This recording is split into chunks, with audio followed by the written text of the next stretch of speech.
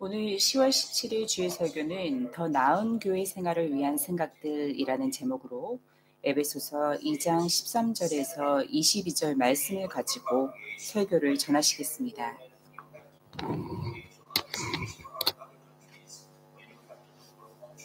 이 설교를 시작하기 전에 여러분과 몇 가지를 나눠보고자 합니다. 이런 지역교회가 지역교회를 다니는 동안 나에게 이 교회가 맞는 교회인지 다른 교회로 옮겨야 하는지 또 교회를 그만 나와야 하는지 이러한 생각들을 가지게 되는데요. 왜 지역교회가 존재하는지에 대한 그 이유를 안다면 이유를 아는 것이 굉장히 중요하다고 생각합니다. 그래서 그런 생각들을 여러분과 함께 나누려고 하는데 아마 매 격주로 더 나은 교회 생활을 위한 생각들에 대해서 계속해서 나눠보도록 하겠습니다. 오늘 설교를 시작하겠습니다. 우리는 거의 3달 동안 사도행전 2장을 읽으며 예루살렘의 초기 기독교인들의 사도적 교회에 대하여 공부해왔습니다. 사도행전 2장 47절은 오랜 시간 교회에 몸담고 계셨던 성도님들의 마음속에 격려와 당혹감 두 가지를 모두 주었을 것입니다. 47절 말씀을 보겠습니다. 하나님을 찬양하며 온 백성에게 호감을 얻으니 주께서 구원받아야 할 자들을 날마다 이 구절 속에서 보이는 교회 같이 하나님을 찬양하여 에게 호의로 보였습니다. 이것은 꿈의 교회 아니면 완벽하고 이상적인 교회의 모습을 묘사해 놓은 것 같습니다. 그렇다면 이제 우리들을 들여다보면 우리가 우리 교회 또는 다른 지역 교회들에서 초대 그리스도인들과 같은 경험을 하고 계시는지에 대하여 스스로에게 물어봐야 할 것입니다. 그 전에 저는 우리가 가질 수 있는 사도교회의 모습에 관한 잘못된 오해를 바로잡기 위한 두 가지의 요점을 먼저 여러분께 말씀드리겠습니다. 한 가지는 초대교회가 흠이 없는 교회가 아니었다는 점입니다. 예루살렘 교회는 계속해서 내부적 갈등을 겪었습니다. 사도들은 그들 스스로 이러한 내부적 문제들을 다루는 것이 매우 힘들다고 느꼈습니다. 사도들은 그들의 주된 사역인 말씀을 가르치는 것과 기도하는 것에 집중할 수 있도록 교회에 7사람을 선택해서 이러한 일들을 처리할 수 있도록 하였습니다. 그러므로 우리는 초대교회가 완벽한 교회였다는 잘못된 생각을 가지고 있으면 안 됩니다. 제가 이러한 교회를 이야기를 하는 이유는 여러분들이 혹시라도 문제점들과 어려움을 가지고 있는 지역교회들은 진정한 하나님의 교회가 아닐 것이다 라고 생각하고는 모든 측면에서 완벽한 교회를 찾아야만 한다라는 잘못된 생각 속에 빠지지 않도록 하기 위해서입니다.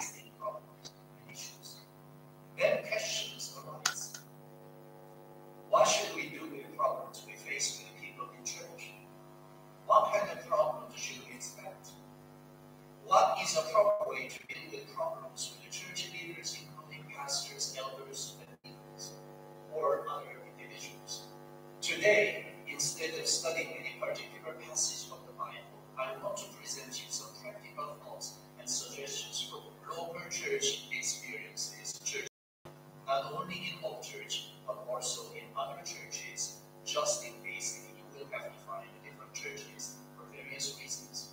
I hope that I will be able to speak to you from my heart to your heart, for your edification and for our Heavenly Father's honor. Sometimes, from time to time, I hear from 두 번째 요점은 만약 여러분이 교회 안에서 어떤 문제나 어려움을 겪고 있고 그러기에 그 교회는 잘못된 교회일 것이라고 여기고 따라서 다른 올바른 교회를 찾아가겠다고 생각하신다면 여러분은 잘못된 생각을 가지고 있습니다. 교회에 대한 이러한 잘못된 생각을 바로잡지 않는다면 우리는 결코 어떤 교회에서도 다른 믿음의 사람들과 함께 주님을 섬길 수 없을 것입니다. 왜냐하면 완벽한 교회도 사람도 없기 때문입니다. 그러면 이러한 의문들이 생길 것입니다. 교회 안에서 마주하는 사람들과 문제가 생긴다면 어떻게 해야 하나? 교회 안에서 어떠한 문제가 있을까? 만약 목회자나 교회 직분자들을 포함한 교회 리더들과 문제가 생겼을 때 우리가 어떻게 해야 할까라는 질문들입니다.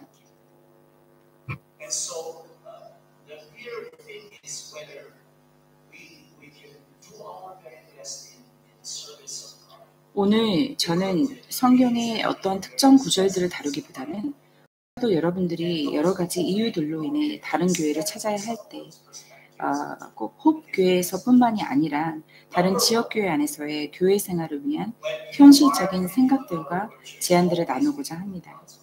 오늘 제가 드리는 말씀이 저의 마음속 깊은 곳으로부터 여러분의 마음속으로 전달되어 우리 하나님 아버지께 영광을 돌리며 여러분 모두가 성숙에 이르는데 도움이 되기를 간절히 바랍니다.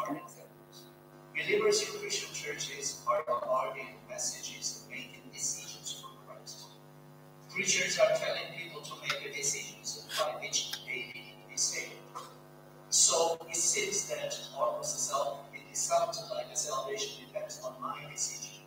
So it seems the salvation is basically my choice and my will. Or Yerevism tells us to make. 첫 번째 본문 말씀으로 들어가겠습니다. 언제나 하나님의 부르심으로 시작됩니다. 저는 하나님의 부르심을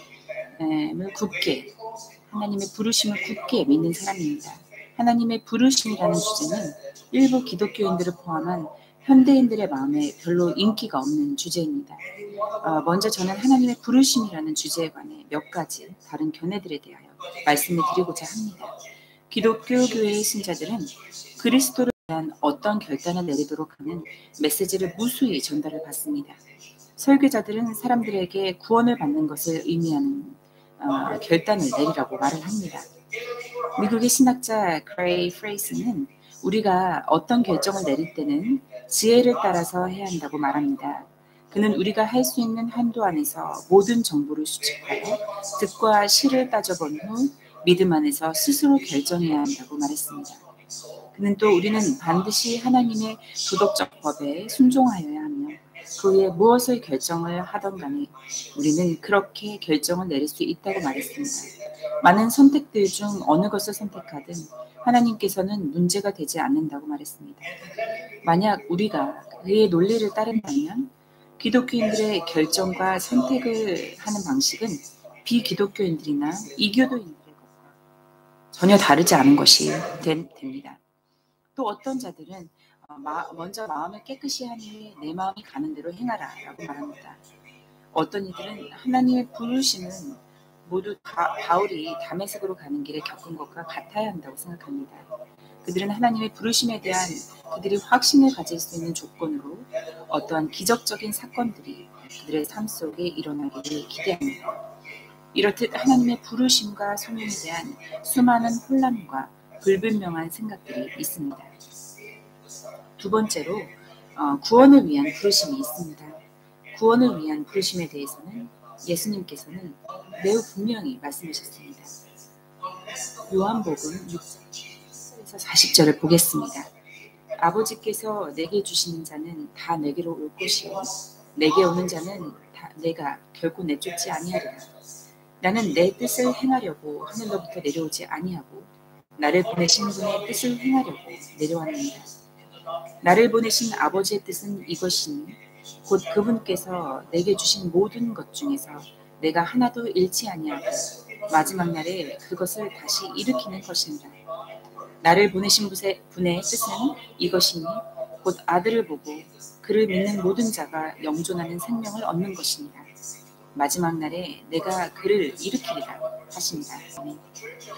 하나님 아버지께서 우리를 예수님께 보내지 않으셨다면 우리는 구원을 위해 그분께로 다가올 수 없었을 것입니다. 구원에 대한 부르심은 에베소서 1장의 예정과 선택의 교리 안에서 그 표현을 찾을 수 있습니다. 우리가 배워야 할 교훈은 우리의 구원을 위한 부르심은 신성한 하나님의 뜻과 의지라는 것입니다. 하나님의 주권적 의지로 우리는 예수님을 구주로 믿게 되었습니다. 고린도전서 1장 2절 말씀입니다. 고린도에 있는 하나님의 교회 곧 그리스도 예수님 안에서 거룩히 구별되고 성도로 부르심을 받은 자들과 또 각처에서 우리의 주 곧 그들과 우리의 주 되신 예수 그리스도의 이름을 부르는 모든 자들에게 편지하노니 아멘. 하나님께서는 그분께서 예정하신 사람들을 부르셨습니다. 로마서 8장 30절에 있습니다. 셋째, 이 구원의 부르심은 우리로 믿는 자의 몸을 이루게 하였습니다. 다른 말로 한다면 우리는 한 몸의 지체가 되었다는 말입니다. 에베소서 4장 4절의 말씀에 너희를 부르심의 한 소망 안에서 너희가 부르심을 받은 것 같이 한 몸과 한 성령이 있고 라고 하였습니다. 이것이 고린도전서 10장 12절의 의미입니다. 몸은 하나이며 많은 지체를 가지고 있고 그 한 몸의 모든 지체가 많아도 한 몸인 것 같이 그리스도도 그러하십니다. 아멘. 우리는 신자의 공동체 안에서 혼자 있는 것이 아니라 다른 사람들과 함께 있는 것입니다. 우리는 한 몸 안에서 각 지체로서 서로 교통하며 함께 하나님을 섬깁니다. 고린도전서 12장 25절에서 27절 말씀입니다. 이것은 몸 안에서 분쟁이 없게 하고 오직 지체들이 서로 같은 보살핌을 받게 하려 하십니다. 한 지체가 고통을 받으면 모든 지체가 그것과 함께 고통을 받고 한 지체가 존귀를 얻으면 모든 지체가 그것과 함께 기뻐합니다. 이제 너희는 그리스도의 몸이요 개별적으로 지체니라. 아멘. 대체 우리의 구원을 위한 하나님의 부르심은 궁극적으로 우리를 믿는 사람들로 이루어진 그리스도의 몸, 즉 교회로 인도합니다. 우리는 이 영적 몸에 속하여 각자 다른 역할들을 담당하고 있습니다. 어떤 이들은 목회자로, 전도자로, 또 장로와 집사로, 교사로, 또 성가대와 찬양팀, 미디어팀, 재정부, 주반 목사들, 많은 다양한 역할들을 담당하도록 부르셨습니다. 우리는 충성됨을 요구받는 하나님의 청지기들입니다. 이 시점에서 우리는 우리의 하나님께서 그분의 절대적 의지를 갖고 계시며 절대 주권을 가지신 통치자이심을 잊어서는 안 됩니다. 그분의 섭리는 우리를 지역교회로 인도하시는 것을 포함한 우리 삶의 모든 측면에 관여하십니다. 만약 하나님께서 절대적 주권자이시며 우리를 그리스도의 몸으로 부르셨다면 우리가 오늘 여기 호프교회 안에서 예배를 드리는 것은 결코 우연히 벌어진 일이 아니라 하나님의 섭리로 된 것입니다.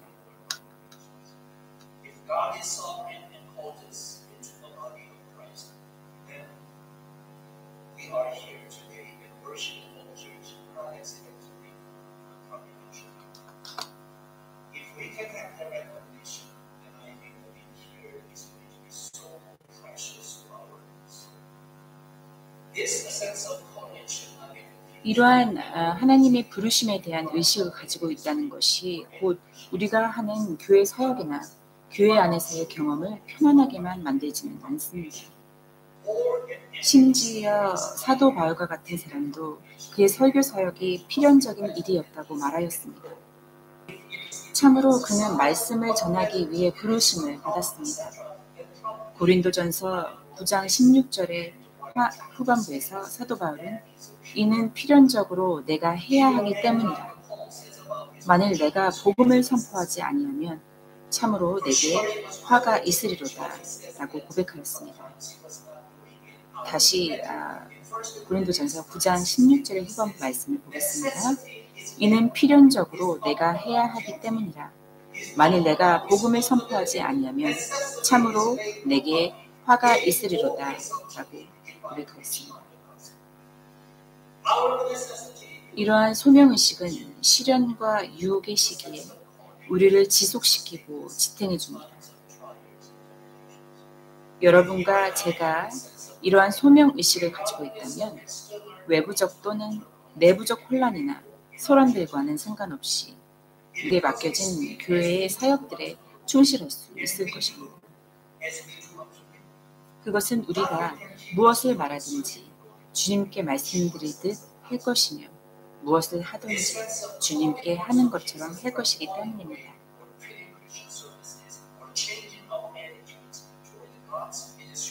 우리가 하나님의 부르심에 대한 확실한 소명의식을 가지고 있다면 그 어떤 것도 우리가 주님을 섬기는 일을 막을 수 없을 것입니다.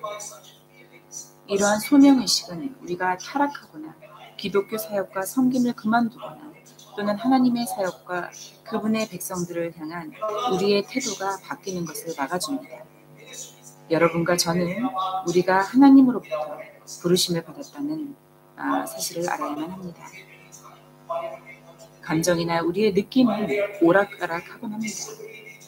그러한 감정에 휘둘리지 말고 여러분들이 소중하게 여겼던 그 소명을 끝까지 붙드시기를 바랍니다.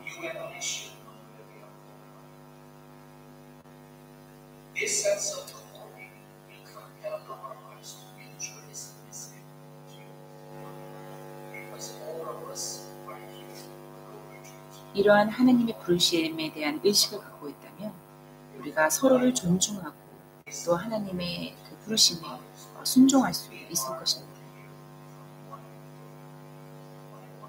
우리 모두 이곳에 있는 이유는 바로 그 한 분 하나님의 부르심을 받고 온 것입니다.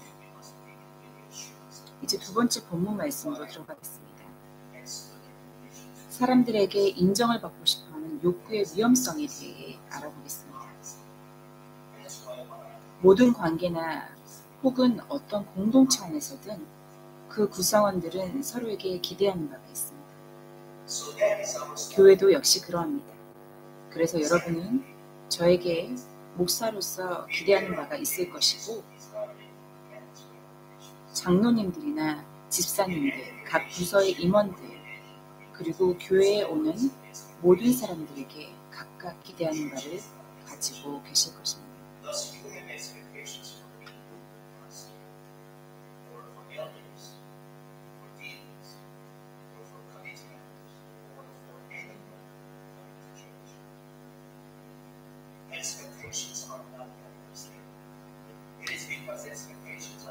기대 그 자체는 나쁜 것이 아닙니다. 그것은 우리의 역할이나 의무를 보여주는 지표이기 때문입니다. 기대하는 바는 정직과 진실성 같은 도덕적 기준에서부터 친절함과 인내심과 같은 성품에 이르기까지 매우 다양합니다. 우리는 말과 행동, 모든 방면에서 다른 사람들과 또 우리 자신에게 기대하는 것이 있습니다. 그것은 작게는 시간을 지키고 부드럽게 말하고 예의 바르게 행동하는 것과 같은 것을 의미할 것이고 교회 활동, 성경 공부, 기도회나 교제를 위한 모임들 또는 누군가를 대접하고 섬기는 사역에 충실히 참여하는 것에 대한 기대를 의미할 수도 있습니다. 우리가 기억해야 할 것은 기대감이 있다는 것은 교회에서 형식적인 예배와 섬김의 좋은 동기부여가 된다는 것입니다. 그러나 어떠한 기대감을 갖는 것은 또한 격려나 낙담의 원인이 될 수도 있습니다. 예를 들어 우리는 교회의 섬김을 위해 한 일들에 대해 다른 이들이 우리의 한 일을 인정해 주기를 기대할 때 그들이 해주는 칭찬의 말들이 우리의 기대치에 이르지 못하면 우리는 아마 실망하게 될 것입니다. 우리가 칭찬에 목마른 이가 아닐지라도 다른 사람들이 알아주지 않는 것에 대해 실망할 수도 있습니다. 혹은 이러한 감정은 다른 사람들이 우리를 어떻게 생각하는지 알고자 하는 우리의 타고난 욕망과 관련이 있습니다.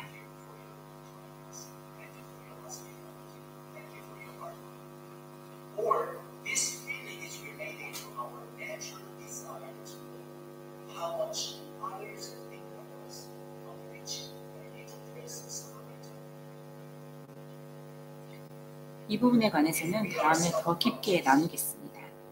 두 번째로 우리가 스스로에 대해 예민한 사람들이라면 우리는 언제나 우리가 얼마나 사랑받고 있는지를 궁금해할 것입니다. 그러한 예민함들은 그것이 진실이든 혹은 거짓이든 간에 우리에게 경이로울 만큼의 영향을 미칠 수 있습니다. 순식간에 우리는 인기를 추구하는 것에 노예가 되어버릴 것입니다. 우리는 다른 사람들이 우리를 평가해 주는 것만을 위해 무엇이든 하려고 할 것입니다.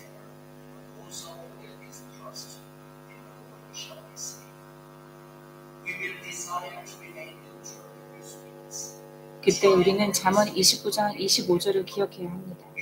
사람을 두려워하면 올무에 걸리려니와 누구든지 주를 신뢰하는 자는 안전하리라. 우리가 인기의 노예가 되어버린다면 우리는 다툼 있는 곳에서는 모든 사람의 의견에 동의하기 위해 노력하며 중립을 지키고자 할 것입니다. 그리고 인기가 없는 의견에는 그것이 옳을지라도 뒤로 발을 뺄 것입니다.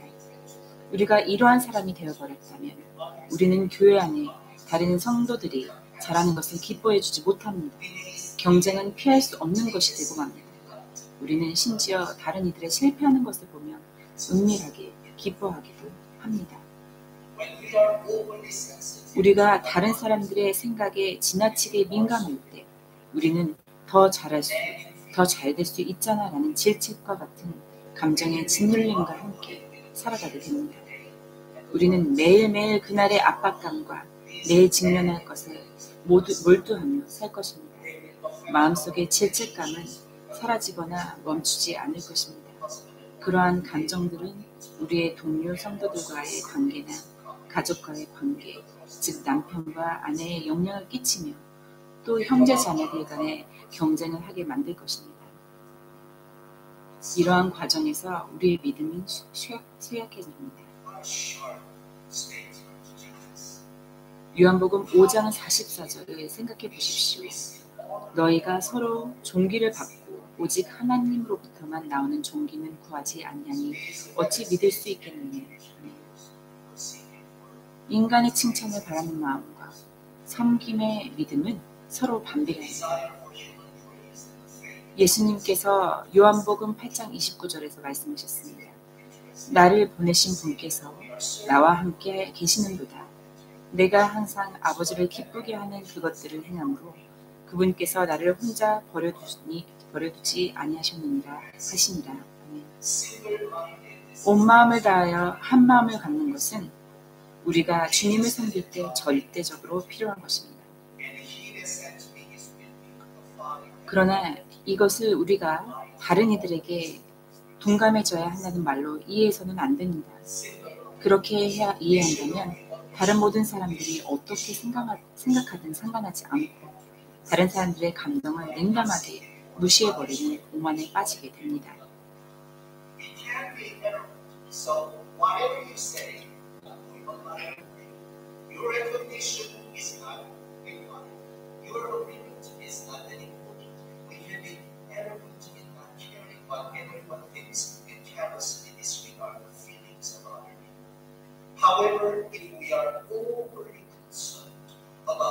이렇게 둔감해져서는 또 다른 이들의 감정을 무시하게 되는 오만에 빠지게 되지만 또 너무나 예민해지다 보면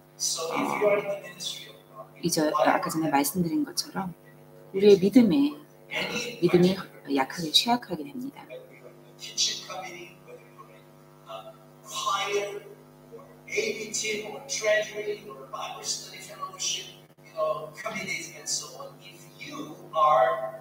Working hard, I want you to know that you will attract critics. 만약 여러분이 각각의 그 사역에 부처에서 열심히 사역을 하고 계신다면 여러분들에게 지금 경고합니다. 분명 많은 비판과 또 그런 샤프한 말들을 듣게 되실 것입니다. If you think that everybody loves me because I'm a pastor, I want you to know that you are serious with this thing. One of the things I need to get used to is criticisms. I need to learn to know how to handle them, not only for me, but for pastors' point of view. I need to think about the critics themselves. One thing is clear, that we cannot please everyone, but we are required to be 목사로서 저도 많은 그러한 말들을 듣지만 그러한 비평과 비판의 말들에 익숙해지셔야 합니다. 그리고 그러한 말들에 대해 생각해야 합니다. 잘 심사숙고해야 합니다. Number three, if you want to have a better church life, building up a team spirit. The most sensitive pressure point in our church life is the relationship between. 이제 두 번째 본문 말씀으로 들어가겠습니다. 팀 정신을 기르기.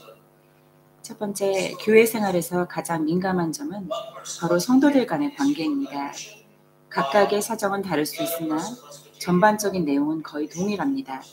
어떤 사역을 하는 중에 어떤 사람은 이 방향으로 가고 싶어 하고 다른 사람은 다른 방향으로 일을 진행하고 싶어 합니다. 거기에는 개인적인 갈등이 더해집니다. 사람들 사이에는 각자가 우선하는 그리고 선호하는 것에 차이가 있습니다. 교회가 분열되는 이유는 온갖 것들이 있습니다. 예를 들어 교회를 건축하는 과정에서 카펫과 커튼의 색상을 결정하는 것이 될 수도 있고 어느 선교사를 지원할지를 결정하는 것, 또 교회 행사를 위한 음식을 선택할 때, 또 심지어 주일 예배 순서를 정하는 것 등을 포함하여 어떤 것으로부터도 분열은 시작될 수 있습니다. 물론 교회 안에서 일어나는 사람들 간의 갈등은 다른 기관들과 단체들에서도 분명 존재합니다. 여러분은 때로 목사님이나 재직회 그리고 임원회에서 내린 결정을 따르는 것이 자신의 나약함을 보이는 것이라고 생각할 수도 있습니다. 우리의 감정들과 생각들이 받아들여지지 않을 때 우리는 존중받지 못한다고 느낍니다. 우리는 그때 자신의 정당성을 입증하려는 욕망이 강해집니다. 우리가 우리의 자존심을 십자가 앞에 내려놓지 않는다면 우리는 성경 구절을 제멋대로 사용하며 자신이 정한 자기의 가치를 인정하지 않는 사람들에게 자신을 건드리지 말라는 경고를 하고 싶어하는 유혹을 받게 됩니다.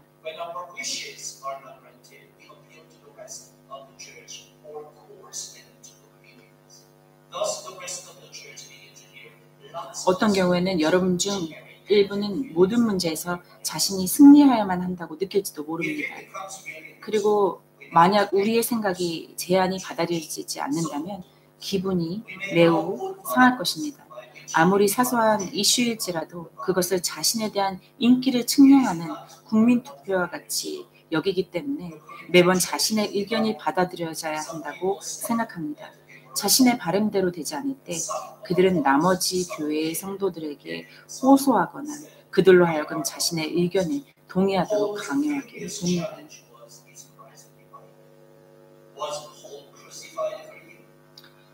따라서 그들 주변의 성도들은 교회 안에서 부정적이고 좋지 않은 많은 뒷담화들을 그들로부터 듣기 시작합니다.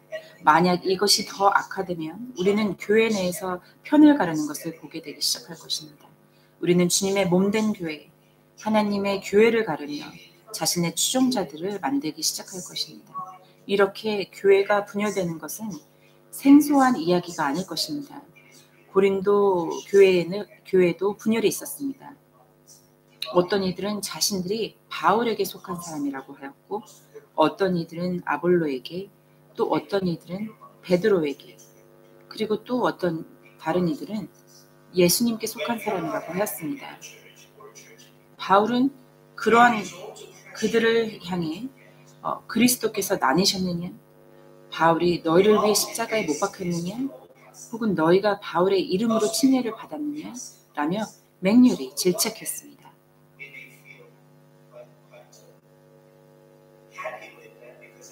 바울은 교회 안에서 다툼이 있고 또 분쟁이 있다고 말했습니다. 이것은 고린도전서 1장 11절과 고린도전서 1장 10절에 나와 있습니다. 그런 고린도 교인들에게 바울은 1장 10절 후반부에 이렇게 공고하였습니다. 같은 생각과 같은 판단에서 완전히 함께 결합하라. 아멘.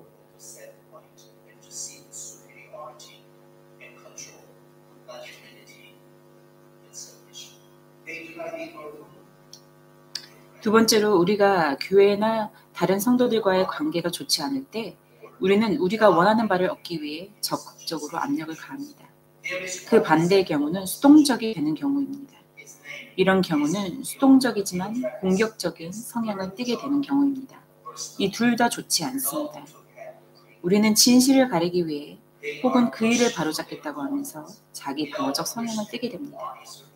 그러는 동안 우리는 겸손과 순종함을 가지고서 주님께서 모든 것을 바로 세우시기를 바라며 그런 일이 일어날 수 있는 여지를 남겨놓는 대신에 자신이 상대방보다 높아져서 통제하고 싶어합니다. 그러한 사람들의 한 예가 있습니다. 그의 이름은 디오드레베이며 요한삼서 1장 9절에 그가 으뜸되기를 좋아하는 사람이라고 기록하였습니다.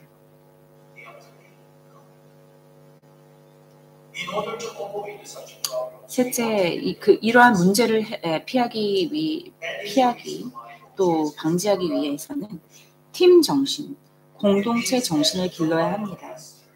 그러한 이유로 우리 홉교회에서는 집단 지도체제를 택하고 있습니다.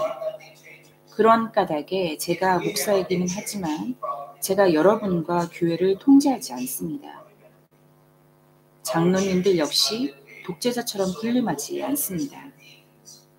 만약 우리 교회가 큰 교회였다면 아마도 장로님들만으로 이루어진 장로회의 모임이 지도자의 역할을 맡았을 것입니다. 하지만 우리 교회는 그리 크지 않습니다. 그래서 장로님들과 집사님들이 재직회를 구성하고 교회의 전반적인 사역에 관해 회의를 하고 결정을 냅니다. 목사로서 제가 재직회와 별개로 독자적으로 행동할 권한이 저에게는 없습니다. 저는 재직회의 결정을 무시하지 않습니다. 이와 마찬가지로 각각의 다른 사역 그룹들의 임원들도 이러한 같은 정신으로 일하고 있습니다. 모든 교회의 구성원은 서로 다른 역할과 책임을 지고 있습니다. What the session member think and want to do is not, however, always the same as my thoughts, and it is inevitable. Though I am not perfect in knowledge, and I do not claim that I am the wisest. 때로는 재직회에서 결정한 것들이 제가 그 모든 결정들을 동의하는 것은 아닙니다. 그러나 그것은 필연적인 일이고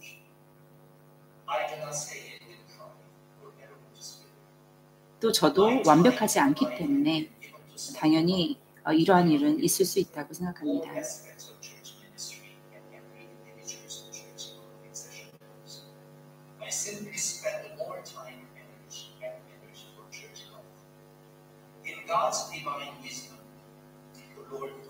우리가 한 팀이 되어 주님을 섬기면서 저지르는 일반적인 실수 중 하나는 의견의 차이가 있을 때 우리가 하고 있던 일이 하나님의 나라와 아무런 연관이 없었던 것처럼 너무 쉽게 그만두겠다고 말하는 것입니다.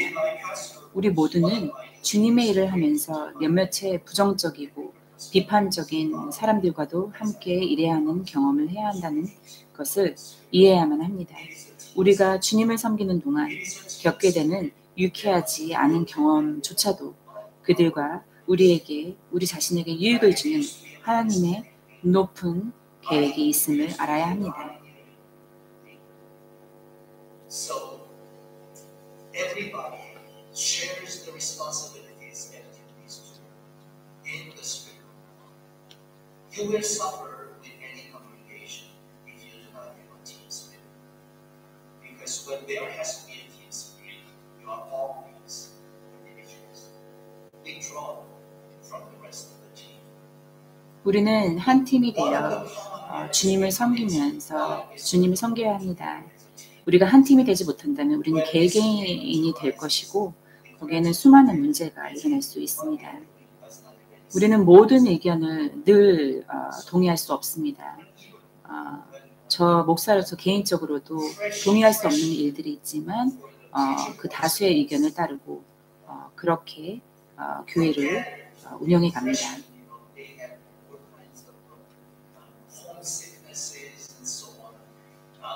So they are faulty and they are sometimes being swayed. And two such preacher boys that Dr. Bob Sr. used to say, "You chickens, if you want to go away, chickens." He, humiliated and insulted those preacher boys in the freshman class, and not those students because of his such humiliating words, but rather they took it as an encouragement. The Church of God has been losing the stabilities. It is because 만약 그 문제가 영원한 진리에 관한 문제, 즉 중요한 신앙적 교리나 도덕적 문제와 같은 문제라면 우리는 당연히 잘못을 한 당사자에게 그 결과가 어떤 것인지를 정확히 경고해야 합니다. 이 사람들이 그 잘못을 돌이키지 않는다면 우리는 주저하지 말고 그들을 교회에 나오지 못하도록 해야 합니다. 로마서 16장 17절을 보겠습니다. 형제들아, 이제 내가 너에게 간청하노니 너희가 배운 교리에 역행하여 분쟁을 일으키거나 실족하게 하는 자들을 주목하고 그들을 피하라. 아멘. 그러나 교회에서 교리나 도덕적 잘못으로 인해 그 교회가 갈라졌다는 이야기는 거의 들어본 적이 없습니다.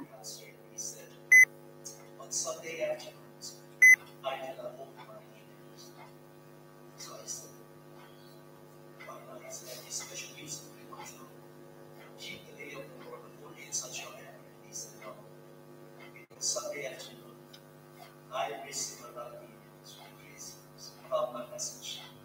And some people try to give me some theology lectures, and it discourages me so much. So I did not open. Or sometimes it says, more than emails I receive anonymous notes, anonymous notes. I do not know where those notes are coming from. Those notes are dropped in my school notes. And and I just cannot face those words. So I'm afraid of all these letters from us. Well, whatever happens to us, I want you to know that to Christian life in local churches may not be pleasant all the time.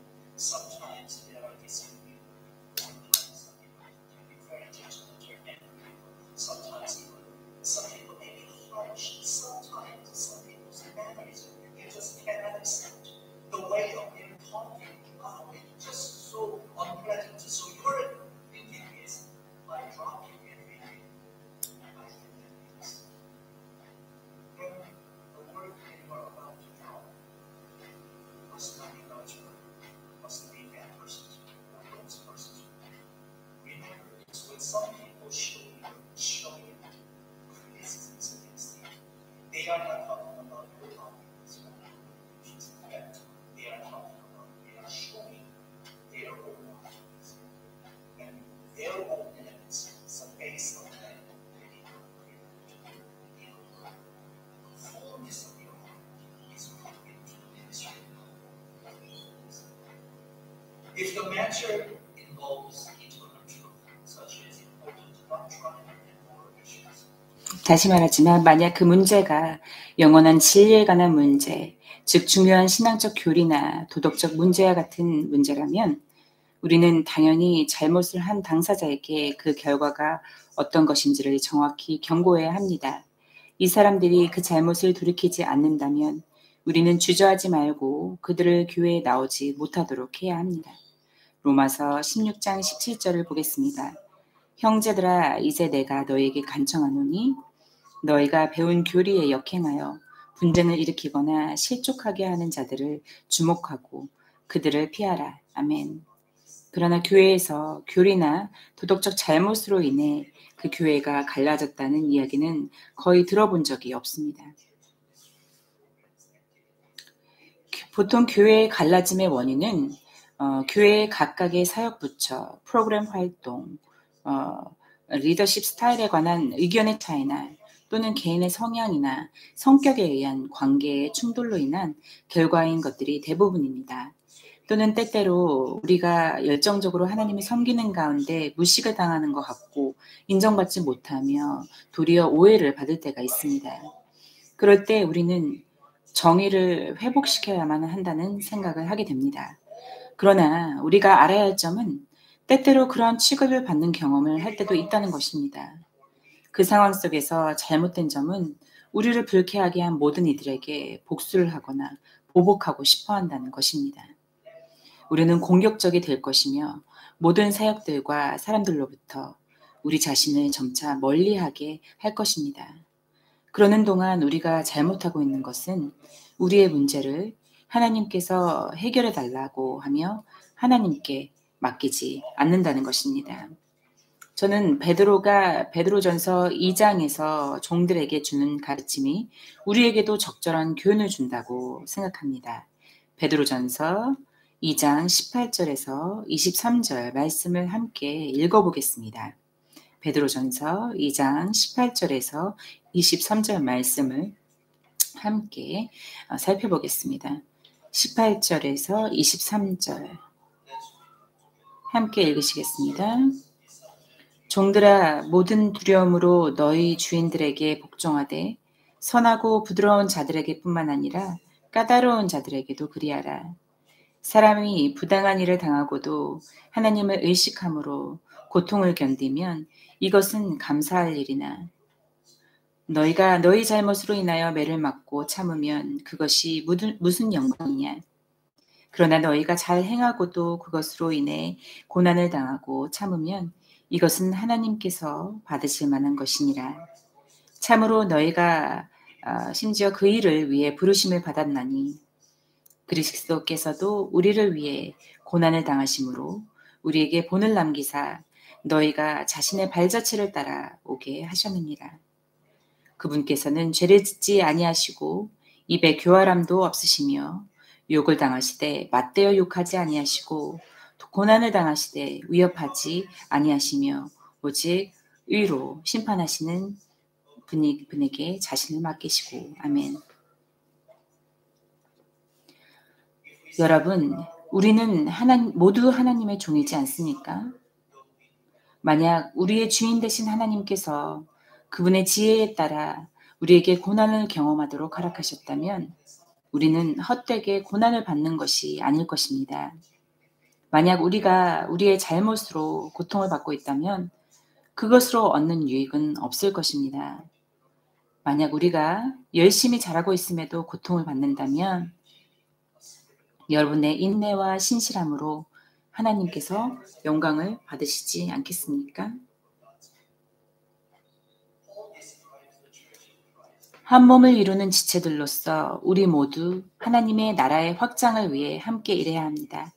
바울은 에베소서 2장 19절에서 22절을 통해 그리스도의 교회를 묘사하였습니다. 그러므로 이제 너희는 더 이상 낯선 자도 아니요 외국인도 아니요 오직 성도들과 더불어 동료 시민이요 하나님의 집안에 속한 자들이며 또 사도들과 대언자들의 기초 위에 세워진 자들이라.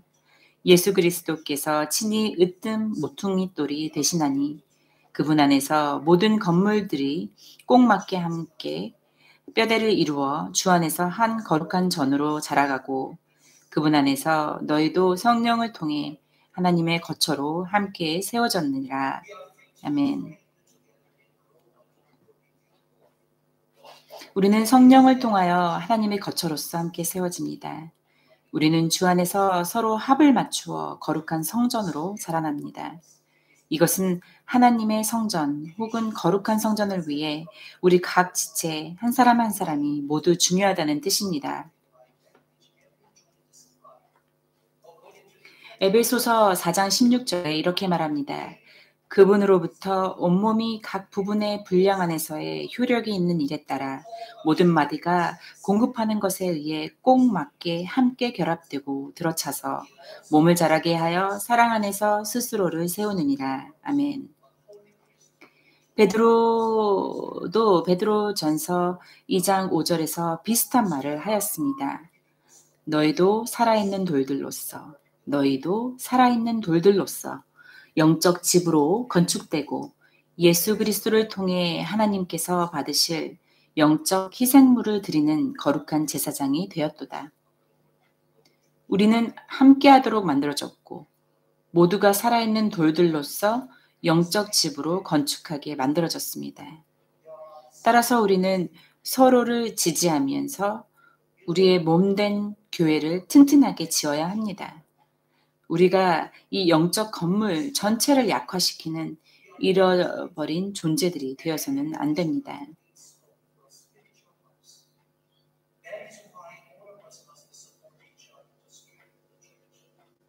We should not be missing part from the spiritual building, which weakens the whole building. And I want you to know that established building will be continued, of course, glorifying God and also edifying our succeeding generations. 이렇게 우리의 그 믿음으로 함께 만들어진 영적 건물, 즉 우리의 교회는 계속해서 우리의 믿음의 후세들에게 베네핏이 될 것이고 그리고 그들을 세워줄 수 있을 것입니다. 이와 마찬가지로 바울은 고린도전서 12장 25절에서 27절에 이렇게 말하였습니다. 이것은 몸 안에 분쟁이 없게 하고 같이 읽으시겠습니다. 고린도전서 12장 25절에서 27절 말씀을 함께 읽으시겠습니다. 25절 이것은 몸 안에 분쟁이 없게 하고 오직 지체들이 서로 같은 보살핌을 받게 하려 하심이라. 한 지체가 고통을 받으면 모든 지체가 그것과 함께 고통을 받고 한 지체가 존귀를 얻으면 모든 지체가 그것과 함께 기뻐하느니라. 이제 너희는 그리스도의 몸이요 개벌적으로 지체니라. 아멘.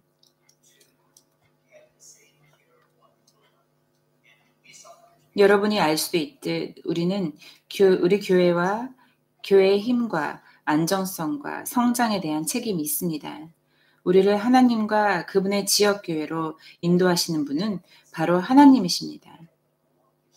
우리는 하나님의 몸된 교회인 성도들의 지체를 지탱해줄 의무와 책임이 있습니다.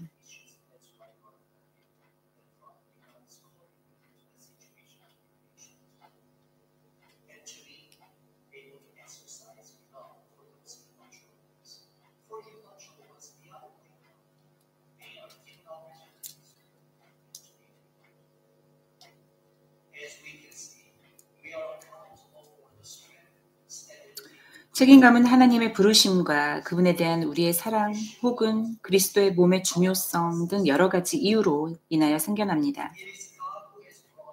이 모든 것을 고려해 보면 그리스도의 몸된 교회의 하나됨이 우리의 책임과 의무들에 대한 우리 의식과 인식을 일깨워 준다고 말하고 싶습니다.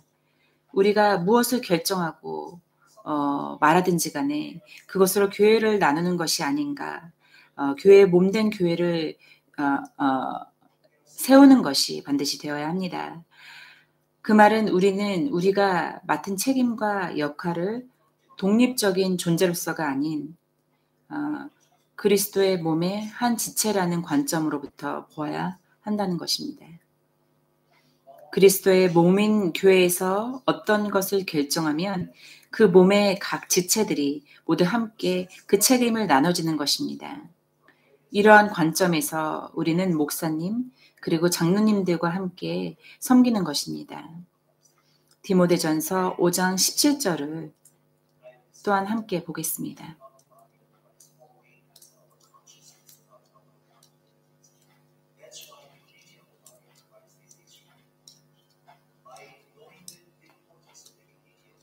디모데전서 5장 17절 말씀, 잘 다스리는 장로들을 2배나 존경할 자로 여기되 특별히 말씀과 교리로 수고하는 이들에게 그리할지니라. 아멘. 만약 우리가 우리의 교회의 하나됨을 원하고 기도한다면 우리의 기도와 함께 열심으로 섬기는 것이 요구되어지며 그것들이 우리의 맡은 바 됩니다. 때때로 우리 속에서 다양한 의견들이 발견될 때가 있을 것입니다. 그럴 때 우리는 그것을 위해 기도하고 의견이 일치될 때까지 인내하며 기다려야 합니다.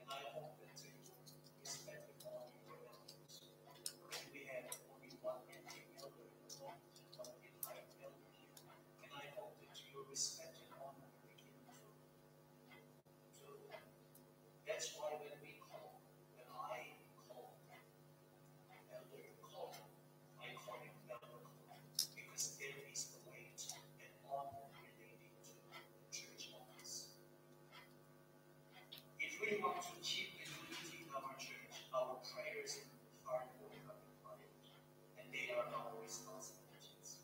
Sometimes we may find diversity of opinions amongst us.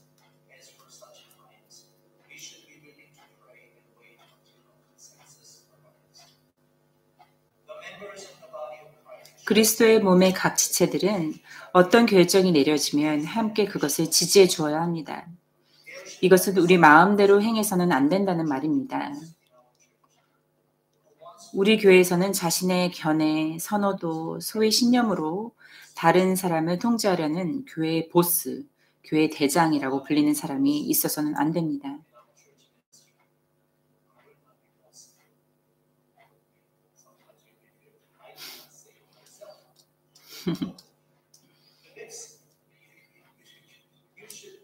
저 또한 교회의 보스가 아닙니다.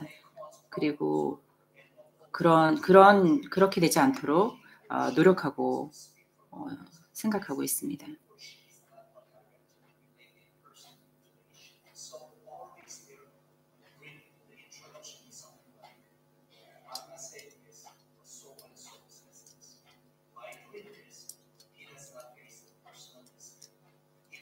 어떤 이들은 교회 안에서 하는 사역에 대해 문제를 일으키고 그 결정에 반대를 합니다. 그러면서 마치 그 문제와 직접적인 관련이 있는 사람이 아닌 것처럼 다른 사람의 의견을 대변하는 것처럼 말을 하는 경우가 있습니다. 그렇게 행동함으로써 자신이 책임을 져야 할 어떠한 위험에도 노출시키고 싶어 하지 않아 합니다. 만약 우리들 중 누군가 그의 의견에 동의하는 것처럼 보인다면 그는 자신의 불화, 그 불만의 씨앗을 여기저기에 심기 시작할 것입니다. 그러면서 그는 쓰레기를 수집하는 사람처럼 행동하며 이 집, 저 집을 돌아다니며 온갖 불평들과 불만들을 불러 모을 것입니다. 그러나 만약 우리가 그의 의견에 동조하지 않고 확고한 입장을 유지한다면 그는 물러날 것입니다.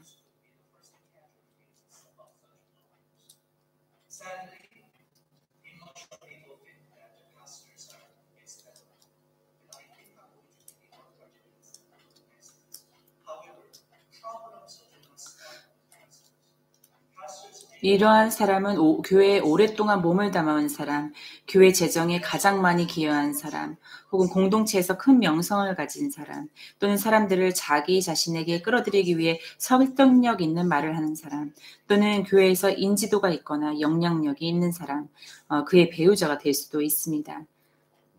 여러분은 아마도 그런 사람의 의견을 따라주거나 그 사람을 달래주면 그 문제가 해결되지 않을까, 잘 해결될 수 있지 않을까 하는 생각을 할 수도 있습니다. 그러나 그 결과는 오히려 정반대가 될 것입니다. 불행하게도 목회자들이 그러한 문제의 첫 번째 희생자가 될 수 있습니다. 슬프게도 어떤 미성숙한 사람들은 목회자를 소모품이라고 생각합니다. 그러나 문제는 목회자들에게 멈추지 않을 것입니다. 목회자들이 교회를 떠나가도 문제를 일으키는 그 동일한 사람은 교회에 그대로 남아있기 때문에 그런 미성숙하고 영적이지 못한 사람들이 교회에 영향력 있는 인물들로 남겨진 이상 어느 목사님이 오시더라도 그 교회는 같은 문제들을 경험하게 될 것이고 그 고난의 역사는 계속해서 반복될 것입니다. 우리 교회 성도들을 징계해야만 하는 힘을 가져야 할 때도 있습니다. 바른 징계를 하지 못한다면 교회 지도자들은 이중잣대를 갖고 교회를 이끌 것이며 하나님의 사역은 방해를 받게 될 것입니다. 만약 여러분들이 목사님이나 장로님들과 문제가 있다면 여러분 모두가 기억해야 할 신성한 원칙이 한 가지 있습니다. 그것은 디모데전서 5장 19절에서 20절에 기록되어 있습니다. 장로에 대한 고발은 두세 증인 앞에서가 아니면 받지 말라. 죄 짓는 자들을 모든 사람들 앞에서 꾸짖어 다른 사람들도 두려워하게 하라. 아멘. 목회자들도 역시 질책과 시정을 받을 수 있습니다. 그러나 먼저 두세 명의 증인이 없는 상태에서 이들을 사사로이 비난해서는 안 됩니다. 목회자들과 장로님들마저 질책받을 수 있다고 한다면 어느 누가 감히 교회 안에서 교회의 규율과 가르침에 따르지 않아도 되는 사람이 있을 수 있다고 생각할 수 있겠습니까? 사단이 항상 보이지 않는 곳에서 일하고 있다는 사실을 기억하십시오. 만약 사단이 목회자를 넘어뜨리지 못한다면 그는 목사와 성도들과의 관계를 혹은 목회자와 여러분 개인과의 사이를 이간질하며 마찰을 일으킬 것입니다. 만약 누군가 목사님과의 사이에서 드러나지 않은 문제가 있고 그것으로 인해 목사님과 거래를 둔다면 그 목회자가 도덕적이나 성경적으로 잘못을 행한 것이 아닌 이상 그 사람의 영적 생활은 아마 건강하지 않을 것입니다.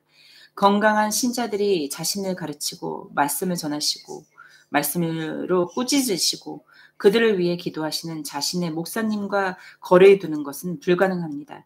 게다가 우리가 진정으로 하나님이 절대 주권자이시고 자신의 백성을 그리스도의 몸된 교회로 부르셨다는 것을 믿는다면 우리는 그 동일한 하나님께서 자신의 종으로 우리의 목사님들과 장로님들을 임명하셨다는 것을 믿어야 합니다. 성경 속에 분명한 가르침들에 대한 잘못된 점이 발견되지 않은 이상 우리는 그 권위에 순종해야 합니다. 이 어떤 경우도 우리는 우리 형제들을 비난하기 위해 성경을 잘못 인용하거나 잘못 해석하지는 않도록 유익해야 합니다. 다른 성도들과 불필요한 갈등과 원망을 피하는 데는 두 가지 방법이 있습니다. 그것은 겸손과 그리스도의 사랑입니다. 에베소서 5장 1절에서 2절 그러므로 사랑을 받는 자녀같이 너희는 하나님을 본받는 자가 되고 그리스도께서 너희를 사랑하신 것 같이 너희도 사랑한 가운데서 행하라.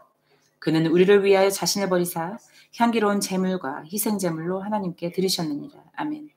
우리는 겸손한 마음으로 우리 자신보다 서로를 더 존중해야 합니다. 평안의 매는 줄로 성령이 하나 되게 하신 것을 힘써 지키라. 에베소서 4장 3절 말씀. 이 말씀은 바울의 훈계를 기억하고 지키기 위해 더욱 노력하시길 간구합니다. 그렇게 노력하지 않는다면 그리스도의 지체가 서로 다투게 될 것입니다. 언제든 우리가 하나님의 사역을 섬기는 것에 나태해지려 할 때, 또 갈등과 비난에 직면할 때마다 우리는 하나님의 뜻을 이루기 위해 그리스도의 몸을 세우기 위해 부르심을 받았고 지금 그 자리에 서 있게 되었음을 기억하시기 바랍니다.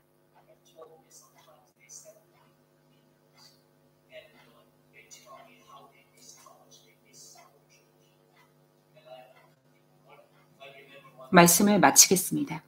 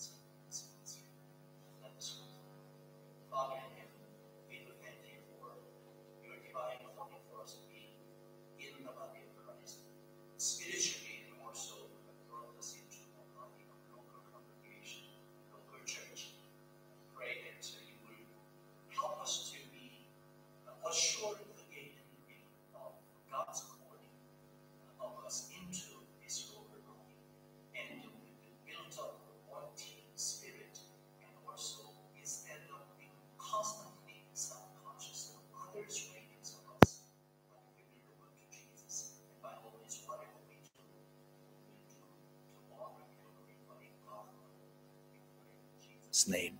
Amen.